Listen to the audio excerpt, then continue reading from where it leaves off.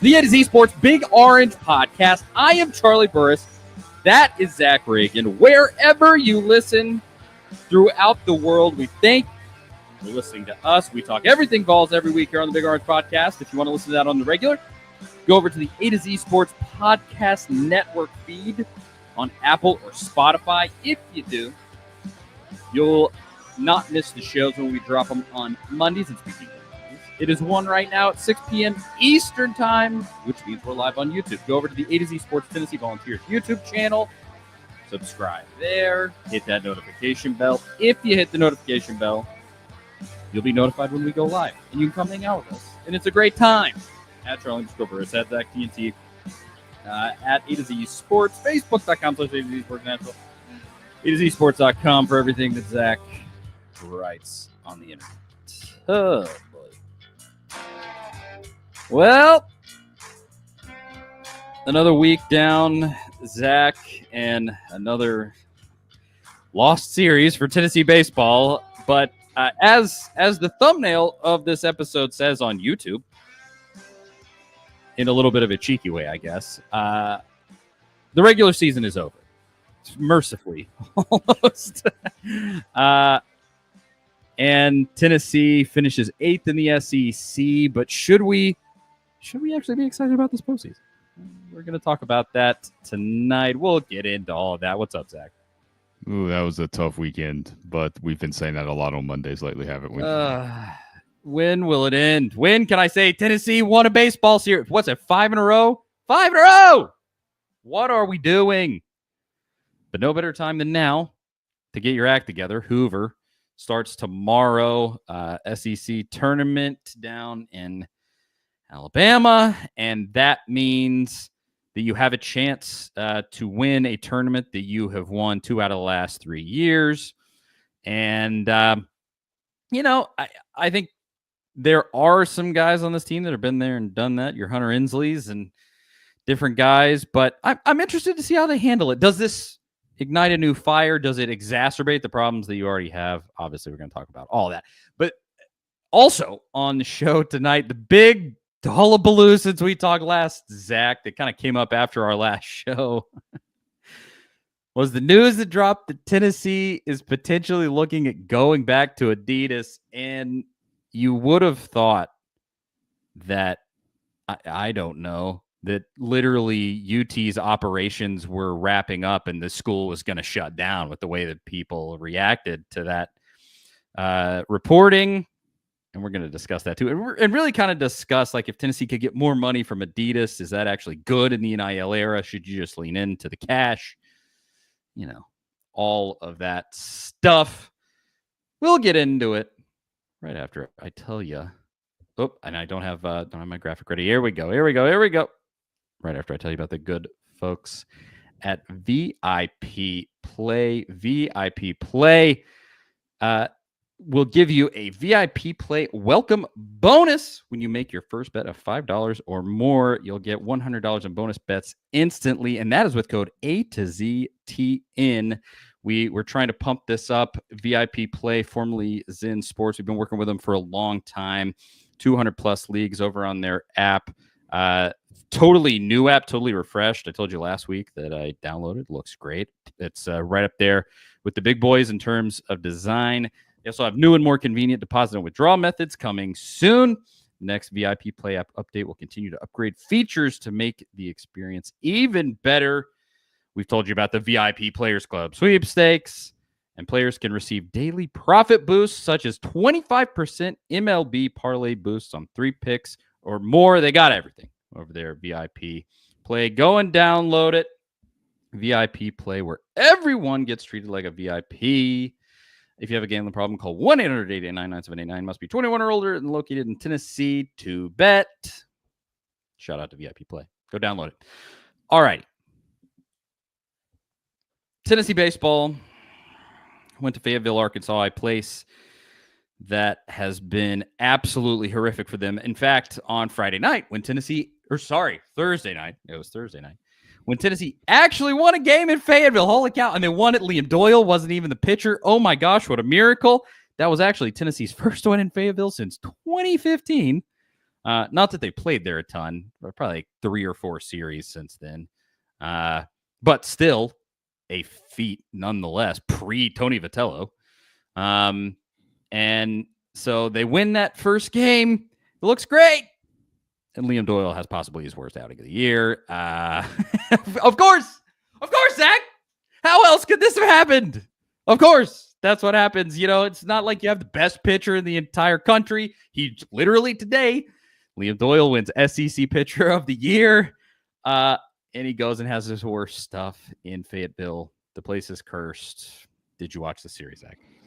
Yeah, I mean, that Thursday night game went just like we hoped. We were kind of speculating, I guess, a little bit last week how they would do the pitching matchup, and then we find out that they're going to keep Doyle on his regular slot Friday night, which is the second game in this series. So you're thinking if you can steal that first game with Phillips, like you're in a great spot to take this series on Friday, and then Saturday it's kind of whatever happens, no pressure, no pressure at all, right? Like that's been the problem game is the second game for Tennessee lately. And then, like you said, Doyle has one of his worst games of the season, easily his worst game since late March. And it was just this Tennessee team, man. There's different reasons for these losses, right? And this one on Friday, Arkansas recognized some patterns in Doyle's pitching, and they talked about that after the game. They knew how often he goes to the fastball. And Keith Laws, one of the great MLB draft writers, had talked about this earlier this spring, that he was amazed at how many swings and misses Doyle's getting on his fastball because he's throwing it 2/3 of the time. It's like a 45% whiff rate, which is pretty high, especially on a fastball. And Arkansas just kind of dug into the numbers, the analytics of it, and they realized that he's throwing this thing a lot, and he's not doubling up on like off-speed pitches. So they're just kind of sitting on that fastball. And because he throws it up in the zone, like he has a good splitter. He has a plus splitter that's going to help get him drafted. But that fastball is at its best when he's throwing it up in the zone. So it's kind of easy to lay off of the splitter. If you see it coming in low, you kind of know it's going to break out of the zone.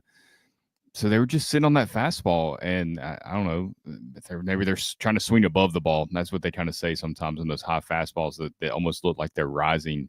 They just had a really good plan, and they executed it. And that's something that now that that's happened, they'll have to kind of address that with Doyle moving forward, mix up the pitches. The stuff's there. The stuff's elite. He's going to be a top 10 pick for that reason. And I think they'll probably get that worked out maybe going into the tournament, but that right there just wrecked everything. I mean, Arkansas having that really good plan. If not for that, I think it's probably a typical Doyle start. And, who knows what happens. Maybe they win the game. And then, you get into Saturday. And that was just, that one inning was a disaster. That really just it felt like the momentum was gone at that point. And we've seen this Tennessee team enough this season to, unfortunately, not really hold out hope that there's going to be this miraculous comeback like we've seen so often in the past from Tony Vitello's teams. Yeah, it's like they'll give you a little bit of hope. Yeah, within 2 runs. Did that a couple times this weekend. Oh, we're within 2 runs, maybe striking distance into the 9th inning, and then nothing happens. They don't have that.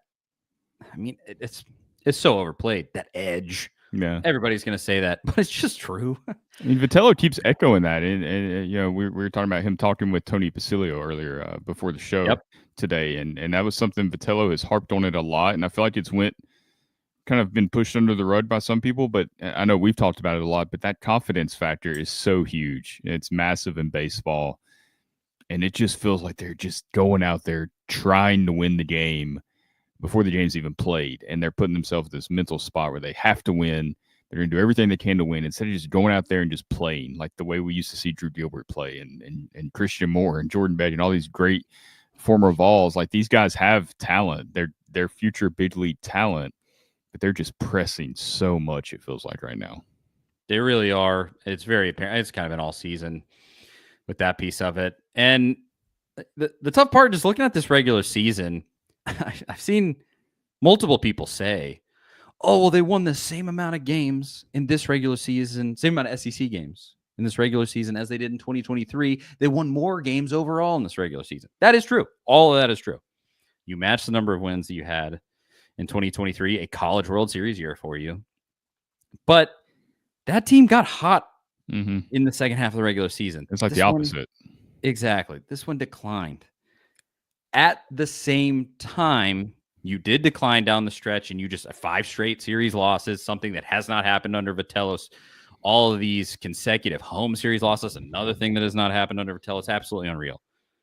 But another factor in all of this is that in the last couple of series, I will say, there's been that promise. Like Thursday, you saw those bats wake up and you went, oh, okay, all right.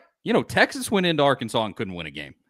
And Texas is God's gift to baseball at the moment. They're last year's Tennessee team. They're not as good as last year's Tennessee team, but they're, the top team doing it right now. And they got swept at Arkansas. And you stole a game. That was great. 10 runs. First 10-run game in over a month. All of this stuff.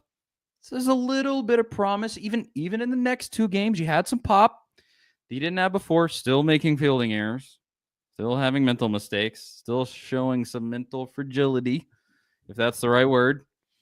But maybe hoping on hope here that the postseason, the finality of the postseason gets them somehow. Hey, have a players meeting, get your head right, do whatever you got to do. And maybe the postseason, like with that 2023 team, you sort of saw stuff you didn't expect to see, and they walk into Clemson, beat them in a super regional, and make College World Series. Like maybe that, or was Clemson was the regional. Yeah.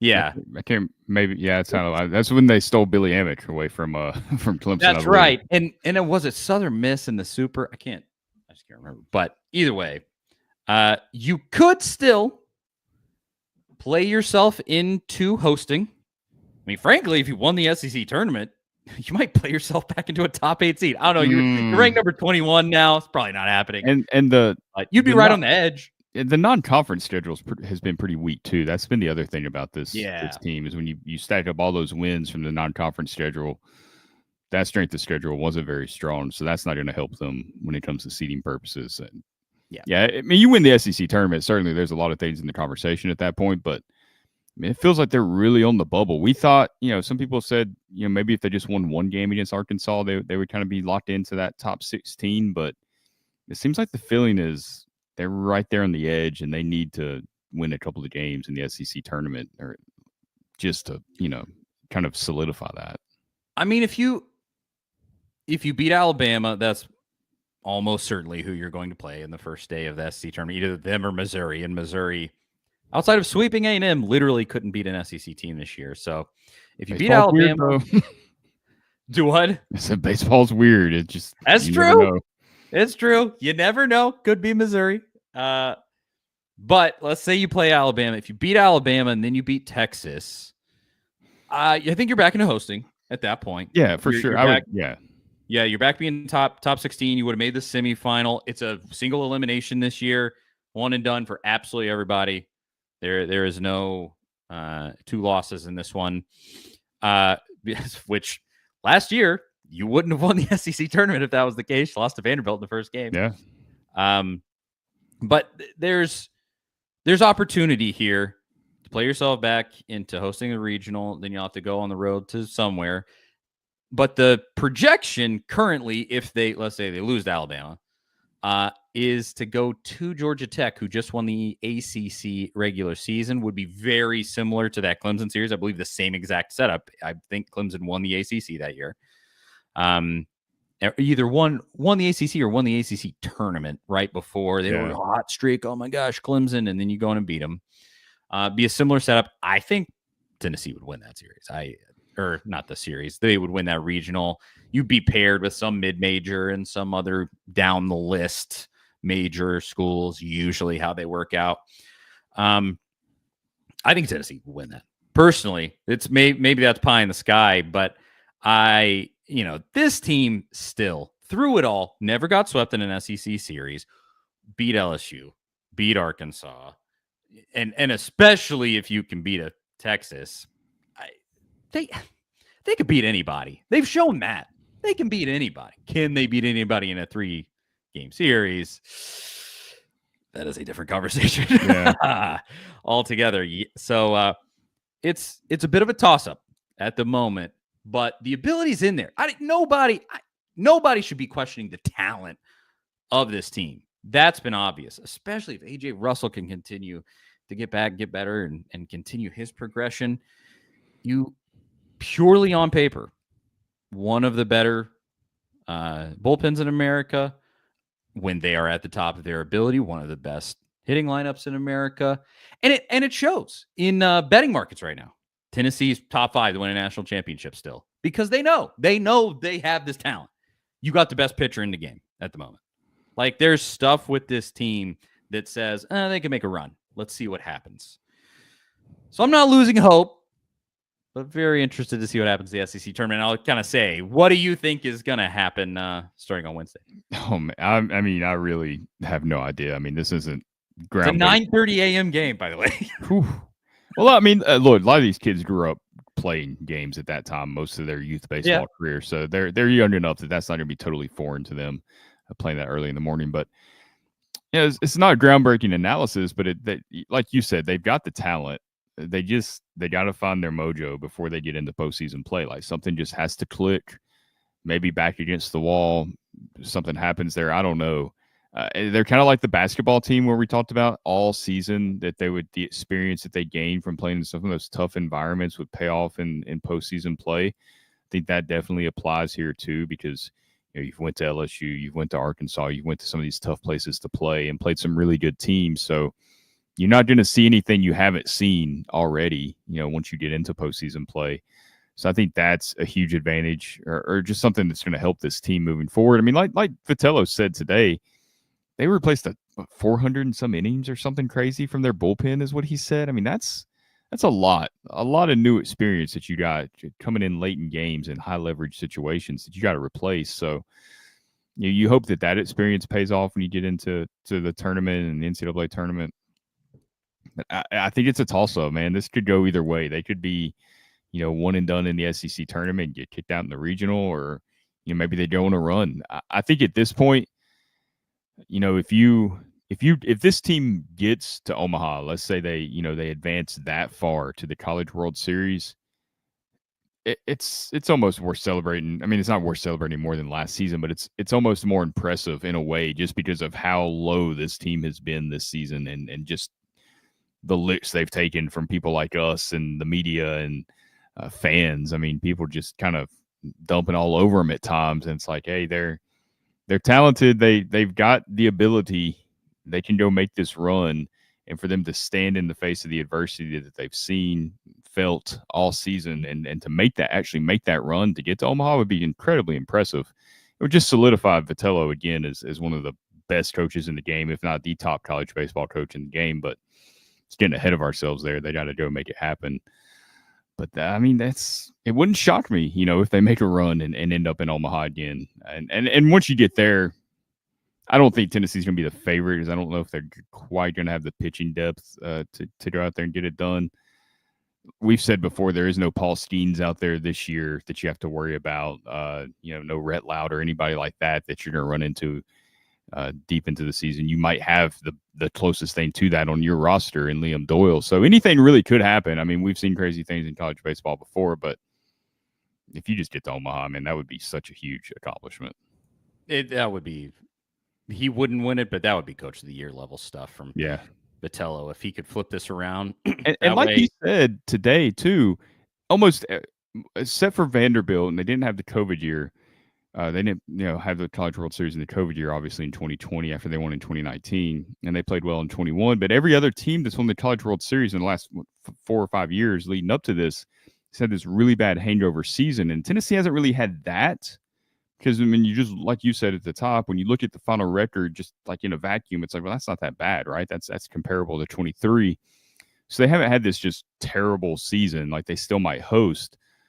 So I think Vitello's been very well aware that that's something that plagues teams after they win a College World Series. Even though you flipped a lot of your roster, just the complacency of the program can kind of set in, almost like, oh, we're going right back there just because we're at Tennessee, and they did it last year, and they're going, it's 2 years in a row they went to the College World Series. Like, of course we're going to go. Like, look how talented we are. Like, I get how that's really hard to coach that. So even if they do come up short, I think we have to recognize what Vitello was kind of having to coach out of some of these kids, and no fault of their own. I mean, we've seen it happen consistently now here over the last few years. It's just a really tough thing to overcome. Rhonda in the comments says, confidence is either not there or we have the worst luck. Both. Hey, that's what I was about to say. I think it's a little bit of both because, I mean, look at this weekend. Confidence has been shaky not all season. They had super powerful bats to start off when they were playing, the nobodies. But since SEC started, its confidence was always a little shaky at the plate and fielding the baseball. But in terms of luck, like this weekend, like Hunter Inslee has one of the worst weekends of baseball he's had in so long. Definitely the worst one of this entire year. And just, of course, it's a Fayetteville. Of course it is. And so, hey, that bad luck, whatever happened there. The balk, I mean, the balk in that inning on Saturday really flipped that game, in my opinion, because it's 2-1. It's 2-1 at that time, and they've got a leadoff single. You hate leadoff base runners, right? Like you always feel like those guys are going to score. So you pick that guy off. It is such a huge momentum shift in baseball. Like it's 1 out, nobody on. It changes the entire complexion of the inning. And from there, you see what happens, right? Like he goes to second. So then you're immediately in a jam. Runner in scoring position, no outs. An error. You got an error, a couple of walks. Like you're giving them gifts at that point, right? And that's not taking anything away from Arkansas because they capitalized. They hit the grand slam. They made them pay. But you got a good lineup. That call, which I think Tony Vitello thinks by the rule book, it is a balk. But and I think the view we saw from TV was from the third base side. I think it probably looked a little different from the first base side. And from that angle, you were behind the pitcher. You're probably able to see that knee buckle a little different. But it's just not something you ever see called. Like that is a move. Like they call it the balk move. It happens all the time. You kind of know to expect it. Like Vitello said, it's on Tennessee's scouting reports for many of these guys. And I think this is pure speculation, but you see this happen all the time at the lower levels of baseball, high school, youth, whatever, I'm sure in college. I think that Arkansas had seen that move on tape, maybe gave a little heads up to the umpire ahead of the game, like, hey, Coons does this, keep an eye on that. So it's in the umpire's mind, right? Like he's looking for it. And I would bet there's like a 90% chance that that's probably what happened. And good, I mean, good on Arkansas. Tennessee would do the same thing. I'm sure anybody would. That's just the gamesmanship of it all. But that one decision, I think, totally altered that game. And, who knows what happens from there if that doesn't happen. But that's the way the season's gone. That is the story of the season, man. The story of this season is getting the bases loaded, 1 out, and hitting into a double play. That's the story of the season. That's how it goes. Because they have just been snake bitten in whatever way. Like Rhonda said, luck, confidence, and no better time than right now to shake that off. I'll say my prediction for the tournament, I think they'll beat Alabama in that first game. And it's going to be, what Vitello said is true today, I think it's just going to be a bullpen just to, throw things at the wall and see what sticks in terms of strategy pitching. Worked last year. Yep, exactly. So just do that there. And then in that next game, Doyle, maybe. I don't know. Maybe Marcus Phillips. It sounds like he's being really cautious with Doyle's blister on his hand. That's probably smart. Yeah. Of course, I don't think he's ever got over that this year, too. Right. I mean, there's some bad luck for you right there. Mm-hmm. He said he never dealt with it before. Of course.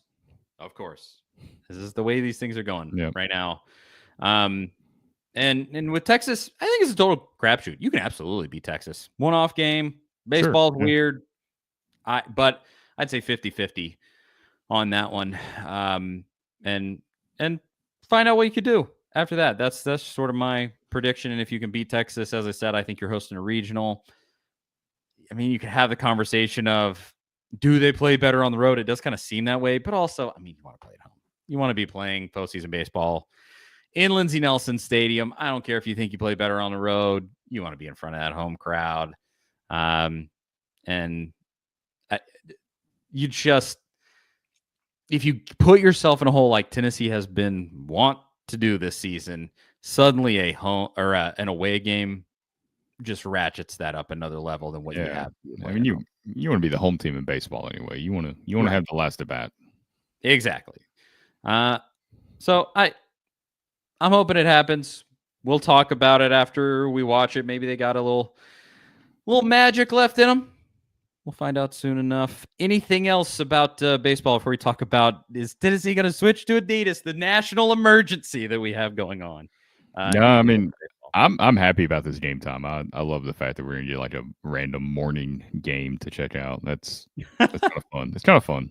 I do like that. I guess locally 10:30 a.m., 9:30 a.m. Well, 9:30 a.m. locally to the game. 10:30 a.m. local to the rest of us on the East Coast. Yes, us who will be watching it. That's it for baseball. Now, let's discuss the news that came out from us. It was a number of sources this week of Tennessee in talks, contracting, in evaluating a contract from Adidas potentially. You've kind of cited this. What exactly was the report, Zach? They were expecting a contract offer from Adidas. Is that what you said? Yeah, Brent Hubbs was on 104.5 The Zone for his weekly visit. I'm sure he talked about it on VolQuest and said that, Tennessee's their deal is up with Nike right in 2026. So they're obviously this time to negotiate that. And they had been in an exclusive window with Nike, and that recently expired. So Tennessee was then free to negotiate with everyone. And they were expecting Adidas to make an offer at some point, in the next however many days, weeks. I mean, I guess that could come down at any point. I think Brent Hubbs felt like the timeline on this, like officially, like an official decision by Tennessee on who would be the apparel or who would hold those rights moving forward would be like late June, early July. Kind of that window is the expected time frame on that. So right now, basically, Tennessee can negotiate with whoever they want. I guess it doesn't sound like Under Armour's in the picture at all or anything. This purely seems like a Nike versus Adidas still. And it's been 10 years that Tennessee's been with Nike since switching from Adidas. So, we'll see where it goes. It sounds like, Nike will have a chance to counter. I can't remember how Brent worded this. If it's like an NBA like restricted free agent contract or something where you can just say, okay, we'll match that and you have to stay with Nike, or if Tennessee has a choice at that point. I think I understood it to be like, okay, if Nike wants to match whatever Adidas puts out there, they can, and they'll just stick with Nike. Like they won't have a choice. I think that's how it would work out. But, I think obviously if Nike matched whatever Adidas put out there, I think Tennessee would be happy to stick with Nike. Yeah, ultimately, switching here is a huge undertaking. It was previously when you did it with Adidas. It would be again. I don't think that will happen unless the money is compelling enough. Yeah. And we got to bring this up. The number one news source in Tennessee media, Richard G. West, who, if you don't know, Richard G. West is he got pissed at you, Zach, when you called him a parody account. Oh yeah, I forgot about that. It was like a month or two ago. Yeah. Yeah. What should we call him? He tweets things that sometimes are intentionally fictional. However. But with that said, he also has somehow seemed like he's had kind of an ear to the ground with Tennessee sports, and he's tweeted some things like a week ahead of time, and then a week later it happens, and it kind of seemed like he's got a little inside track. Maybe someone's burner account. We don't know. Maybe. Or somebody that knows somebody. Is it Danny White secretly? I would love that. We will never tell or know. But he tweeted Richard G. West, and take it however you would like to. He tweeted that Tennessee has received a contract offer of $200 million from Adidas and to be Adidas's flagship brand. Again, is it true? Lord knows. Is it false? Lord knows. Do we know? There it is. But go ahead. Do we know what their deal with Nike was for the last 10 years? I don't know off the top of my head.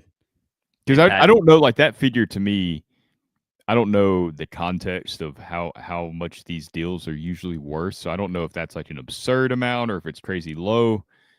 I mean, obviously we'll know in the coming months if it was accurate or not. But just for the sake of kind of going over what could be in play and what might not be in play, I wonder if that's anywhere in the range of what these deals typically are. Like, would that be a crazy deal that Tennessee couldn't turn down, type of thing? I'm not entirely sure, and of course, you don't know what Nike would counter with. But the part that stands out to there's two parts of this that stand out to me. If this were to be true, let's say that he nails this one like he has a few in the past. And this is the full tweet. Inside sources at Tennessee confirm Adidas has presented terms to be the new apparel sponsor for UT Athletics. Adidas will make Tennessee the face of its brand in college athletics, along with a hefty check north of $200 million for a 10-year deal. So $20 million a year. Again, who knows if that's true? Maybe in 2 days we find out that it's not. Maybe in 2 days we find out that it is real. So here's a report from the Associated Press in 2016, 2015, or 2014, I'm sorry. When this is from the San Diego Tribune via the Associated Press, that they signed the deal to run through 2025, which is the one that's about to expire. They got a $2 million signing bonus upon agreeing to the deal. And it says contract details obtained through a public records request indicated the deal was worth approximately $35 million. Wow. Okay. So that's $200 million would be a pretty big number. Now, I know inflation and all that. That was only a decade ago. Yeah. So $20 million a year compared to that. How long was that one? Yeah, that's 10 years. That was 10 years. So 3.5. Yeah. Going from, you're tripling your money there. Yeah, and there were some performance bonuses, which I like playing in the SEC football championship game, which obviously never happened. There's a decent amount to cover here because kind of with Nike, you're always going to be second fiddle at least to an Oregon or whoever is the hot name at the time with Nike. It kind of revolves just because they have so many teams that they sponsor. But if this were true, let's say that it is, let's say that this report ends up being correct from RG Dub, and Adidas's offer is to make Tennessee the face of their brand and $200 million in the NIL era, would that be worth it? Now, I know I do have to give this disclaimer. I am not, what is even the word? An apparel enthusiast. I'm not a sneakerhead. I have 10 of these. Like, it's the national championship shirt for the baseball team. Like, I have a bunch of that, but I'm not like, oh, Nike released this special polo shirt and new shoes, and I got to get it's just not me. It's totally cool if you are, and I know a bunch of people that are, and I usually default to Nike on stuff, but that's just kind of because I don't know, they just own that space, really. So it's not really like a choice. It just happens, right? It's the most available thing. Yeah. And so would I really care if Tennessee switched back to Adidas? Not really. And don't. I know that's going to piss off some people from what I saw on Twitter this last time. I don't care that much. Yeah. I don't think anybody's opinion on Adidas versus Nike is necessarily wrong. Like, you like what you like. Yeah, exactly. Do I like Nike uniforms more? Yeah, I do. I think they're cooler. And now there is a point there that we should bring up because I think this is really important. Most of the pushback I've seen on Twitter and social media has not really been so much the clothes you're going to buy off the Fanatics website or wherever. And look, there's other companies that will make Tennessee apparel. Like, you don't have to go buy Adidas if they do it. Vols Shop has tons of that stuff, right? But the pushback has been the uniforms, right? Like, we always remember really those Butch Jones era Adidas uniforms in like 2013 and 2014. They were not that great. And even some of the ones before Butch were very just mundane. But what Brent Hubbs said last week on the radio is that Tennessee would have complete control over the uniform design, and they would present that to Adidas, and then Adidas would go make that, right? Like there might be some alterations maybe with how it's made and whatever, kind of the fine print on all that, but Tennessee would get to design what they want. So this wouldn't be like Adidas bringing a Tennessee uniform and saying, "Hey, this is what you're wearing. Hope you like it." Right? Like it would be Tennessee designing that and them choosing what the uniform looks like. So you're not at the mercy of Adidas when it comes to uniform design. And it's those types of things that just make me go, it's sort of 6 of one, half dozen of the other. I just am not super compelled in any direction because ultimately, I mean, I think this is literally like a Hanes color, whatever. That's just not my deal. And so take what I'm saying with a grain of salt, just like the RGW tweet. And if you're super into it, I get why people say Nike is cooler. We can be completely honest there. But also, I would say give credit where it's due. Adidas, in my opinion, has gotten a little better. Yeah, especially Miami's rocking it. They're recruiting pretty well. They just stole a guy from Georgia, right? 5-star recruit Jackson Cantwell. I mean, if you got enough money, like that's going to speak louder than the uniform that they end up having to wear. And my ultimate take in all of that is, what uniform do I want to see Tennessee wear? The one that they win in. Yeah. That's the one that I want to see them wear. Which one will help them win more football games? That's the one I want them to wear. Yeah. And to that Reebok, point, it can be Reebok coming from the grave or something. Who cares? Champ Sports. I don't care. Give me whatever fruit of the loom. I do not care, as long as they are winning football games at a very high level. And with that said, does the two potential, possible, theoretical, well, let's call it theoretical, that's the best word here. Does the theoretical $200 million, if that ended up coming to fruition and being real, is that compelling enough to go like, hey, this gives us an extra $10 million a year to work with? Because this day and age, like, let's add it up. Danny White wants Tennessee to be an everything school. Reportedly, Native men in basketball is getting $3 to $4 million. The baseball team, what? 2, 3, 4 million total? It's somewhere in that range-ish. So let's say the basketball team's 10. Let's say the baseball team's 3. There's 13. For football, where are we at this point? I think you're almost to the point where it's got to be 20 moving forward. I mean, I think was going to say 40. Well, I don't think we're there yet, but I think we will be there for sure. Yes. But I think right now, to field a playoff roster, I mean, what they were talking about, it was like a year ago, they were talking about A&M spending $20 million, and people were losing their mind that was such an absurd figure, and now it's not. Nope. So it's rapidly increasing, and maybe that'll get capped. God, we hope it gets capped soon, not because the amount of money, just the fact that everything it leads to and the disruption of the sport and the chaos, all the things we've talked about. But I mean, yeah, it's going to keep climbing. So you need whatever Adidas gives them. If it is $200 million, and I was doing some more research on the Nike thing, the deal was amended at some point, but it didn't get into that range. Like in 2017, they upped it a little, so they're getting a few million extra a year. So even if you say they're getting like 10 at the most, and I don't think it was that much, this would still double that. I think if there's no cap, if this never gets under control, the NIL spending, I think in 2 years, you're looking at that and saying that's not enough. We're going to need more money than that. So I think you have to take the richest deal. I'm sure the mega donors that are footing all of those bills, I'm sure they're looking and going like, hey, it'd be nice if somebody else's $20 million would go towards this and not mine. Yeah, especially when you're paying for like high school recruits, because that's the part of this that's not sustainable. Like if you go get a wide receiver that's played 2 years in college, right? And you're going to pay him 1.5 or 2 million. You kind of know what you're getting. But you go get that 5-star recruit. I don't care how much you love your evaluation of him. You never know until they're on the field, under the lights in an SEC stadium, who that guy really is. You never know. So there's going to be checks that you write that you get absolutely no return on, and the same person's not going to keep writing that same check. Yeah. Eventually that train will run out because it's the return has not been there to this point.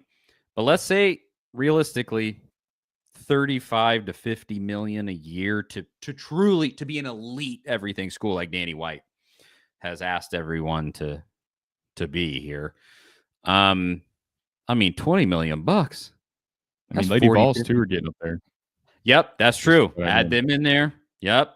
Kim Caldwell has definitely been spending. And she deserves she deserves whatever budget she needs, in my opinion. Number 1 transfer class, number 2 recruiting class right now. She's doing it. So yeah, like I said, 35 to 50 million at the moment. That might go up, and you're at 40 to 50% of that with just Adidas's cash here. If this was real, if it comes to fruition, money talks. That'd be pretty sweet. I could deal with a couple of crappy Adidas alternatives every year if you get 40% of your NIL budget paid for every year by one company. That wouldn't be bad. Just a thought. We'll see. I think there should be absolutely no pushback on Danny White if he makes it still. Because if you want this team to win, if you want this program to win, and you want baseball to win, and you want women's basketball to start winning again, and men's basketball to continue what they're doing, and football to get over the hump, because they haven't even got to the top of the mountain yet, so you're not even asking them to sustain it. Yep. Clearly, it's not enough, so you need to throw more resources at that. I mean, the money has to come from somewhere, and Danny White's a great athletic director because he can manage all these different things, and I don't see the real downside in it. If you don't like the shirts is the only downside, then like get over it. Like that's not a good enough reason. And I don't think the recruiting aspect of this is going to be a factor like it used to be, because it used to be recruits weren't getting paid, or at least not legally. If they're getting any cash, it's under the table. You got to hide it and be smart about it. It's almost stressful to deal with it.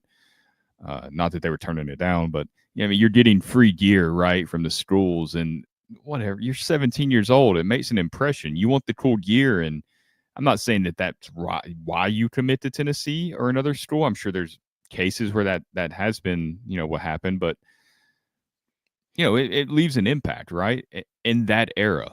This isn't that era at all. Like it's a business. It is a full functioning, basically pro level style recruitment where you're making your decision on how much are they going to pay me?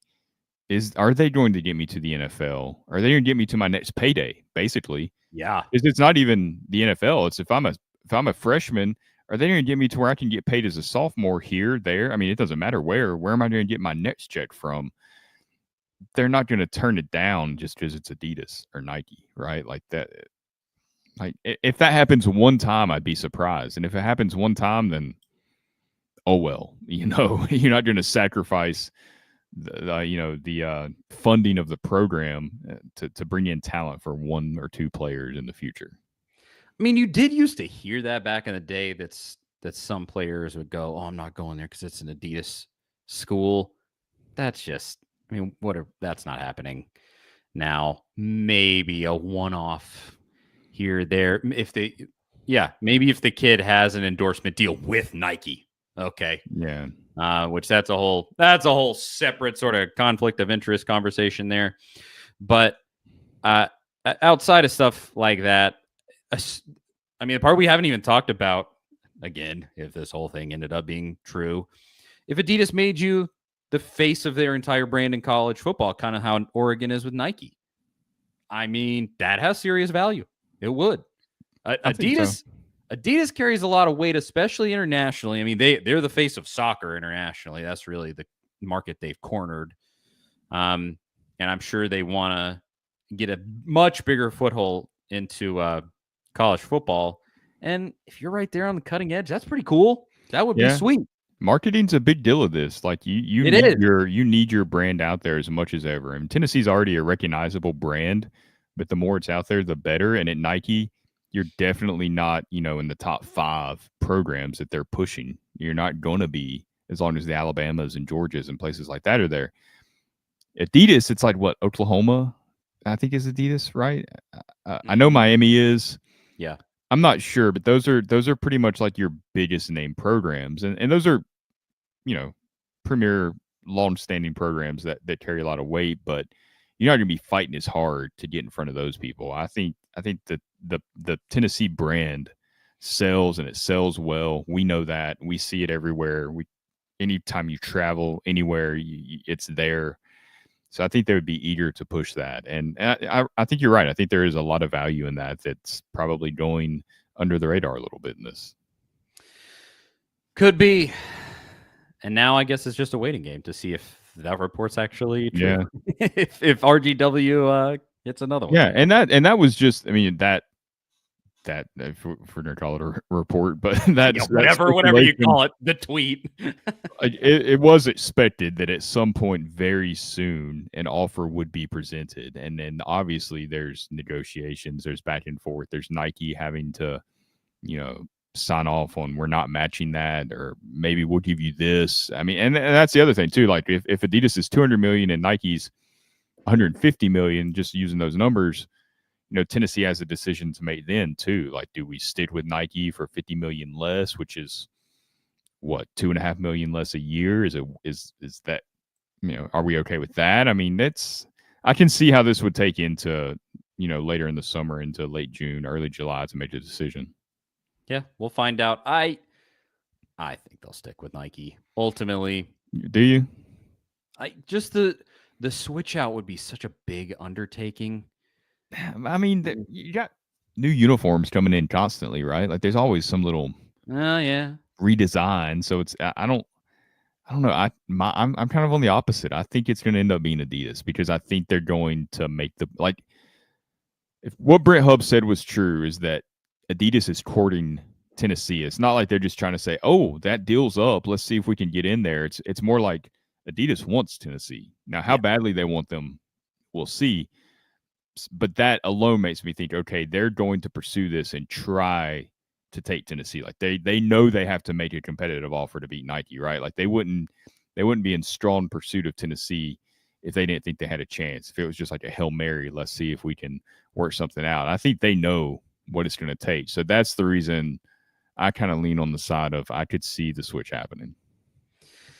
We'll find out soon enough, maybe. Yeah.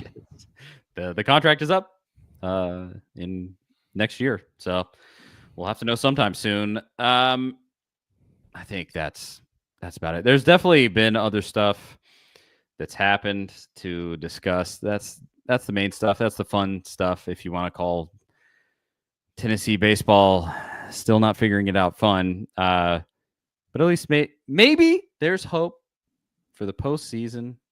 We will find out. Anything else, Zach, before we bounce out here? I think that should do it. Let's gear up for this Wednesday game. Let's do it. Charlie Burris, Zach Reagan. Thank you to everybody who tuned in. Slim, Rhonda, VFL 98, Mr. Jones, David, everybody, Mike. We thank you so much, GBO. See y'all. Thank you for tuning in and hanging out with us. It means the world. Couldn't do it without you. Come back here next week at this time, Monday, 6 p.m. Eastern time. We will talk to you then. Well, that's usually how I sign off, and I did it wrong. We will talk to y'all next week. See you guys later.